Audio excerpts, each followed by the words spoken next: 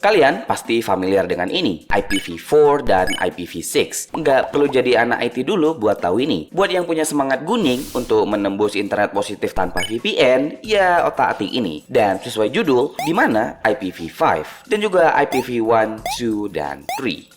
IP, Internet Protocol, adalah rule yang mengatur gimana data dikirim dan diterima di dalam jaringan, alias alamat. Tiap device yang connect ke internet punya alamat unik. Nah, IP ini yang ngasih alamat itu, sekaligus nentuin gimana paket data nyampe dari satu titik ke titik lain. Ibaratnya, IP itu sistem alamat plus aturan kirim paketnya sendiri, dan biasanya pakai IPv4 atau IPv6. Sebelum adanya IPv4, tentu ada IPv1, V2, dan V3. Versi-versi ini merupakan bagian dari perkembangan awal internet protokol dan nggak pernah menjadi versi yang dipakai secara luas seperti IPv4. Ya, versi betanya lagi tuh. IPv4 distandarisasi September 1981 di bawah RFC dan diadopsi ARPANET di tahun 1983, yang mana ini belum era internet yang kita pakai sekarang. IPv4 pakai alamat 32 bit, berarti itu sekitar 4,3 miliar alamat. Kedengarannya banyak, apalagi di waktu itu. Orang-orang yang punya internet itu masih sangat sedikit.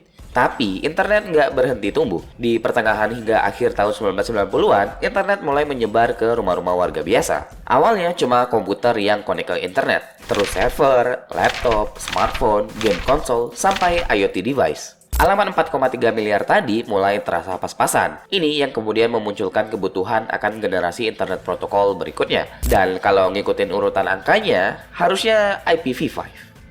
Dan IPv5 itu memang ada dengan nama Internet Stream Protocol, disingkat ST2. Dikembangin akhir 1980-an di lingkungan riset yang sama yang ngelahirin internet versi awal. Tapi IPv5 atau ST2 ini bukan untuk menggantiin IPv4. Dia dirancang buat satu hal spesifik, yaitu komunikasi real time. Soalnya IP normal itu sifatnya best effort. Maksudnya paket data bakalan dikirim, tapi sampainya kapan dan urutannya benar atau enggak, itu nggak selalu tepat. Kalau buat browsing atau kirim email, itu oke-oke aja. Telat sepersekian detik juga nggak bakalan sadar. Tapi buat yang real time kayak telepon atau streaming, ada dua musuh utama, yaitu latency sama jitter. Latency itu jeda pengiriman data, dari kamu ngomong sampai lawan bicara dengar. Sedangkan jitter itu ketidakstabilan jeda itu sendiri. Kadang cepet, kadang lambat, ya nggak konsisten gitu. Nah, IPv5 atau ST2 nyoba nyelesain masalah itu dengan menyediakan mekanisme resource reservation.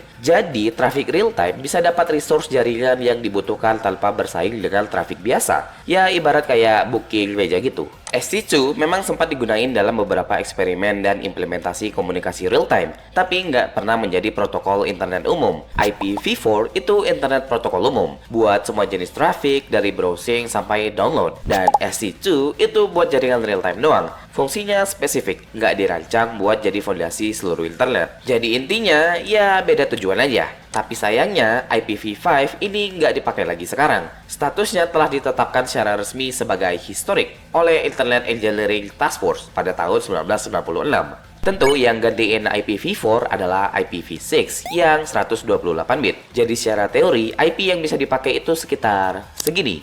Ini jumlah IP-nya ya, bukan bentuk IP-nya. Atau sekitar 340 undecillion. Apa itu undecillion? Itu 1 triliun triliun triliun.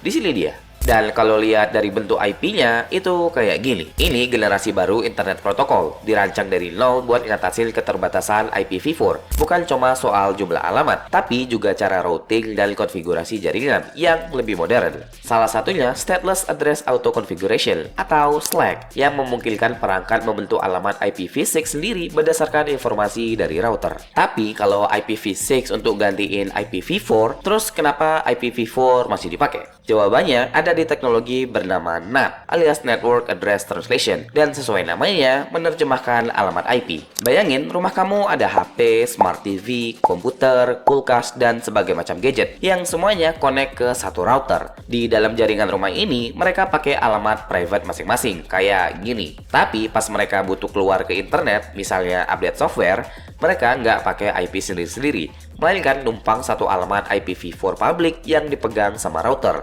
Nah, disinilah fungsi NAT router bakal nge-translate dan ngatur lalu lintasnya, biar tahu mana paket data buat HP dan mana buat komputer. Dari luar, internet cuma ngelihat rumah kamu punya satu alamat IP. Tapi, walau udah diwakilin sama router, tetap aja 4,3 miliar IP nggak akan cukup buat satu dunia. Di sini, solusinya belum IPv6, tapi NAT yang naik level jadi carrier grade NAT. Bukan sekedar cuma satu rumah, tapi banyak pelanggan ISP bisa berbagi satu atau beberapa alamat IPv4 public yang sama. Dan kemungkinan besar koneksi internet kita juga melewati CGNAT, tergantung ISP dan jaringan yang kita pakai. Terus, kenapa nggak langsung pindah ke IPv6 aja? Well, karena internet itu gede banget dan nggak ada satu otoritas yang mengontrol penuh, ISP, router, server, software, sampai device lama yang masih dipakai orang bertahun-tahun, semuanya harus tetap saling connect selama masa transisi. Jadi, nggak ada yang bisa nyuruh ganti semuanya secara serentak. Kalau ganti semuanya secara serentak, bukan sekedar mahal, tapi ada risiko kegagalan di tengah jalan yang bikin tambah rugi. Makanya ada dual stack. Satu device jalan di IPv4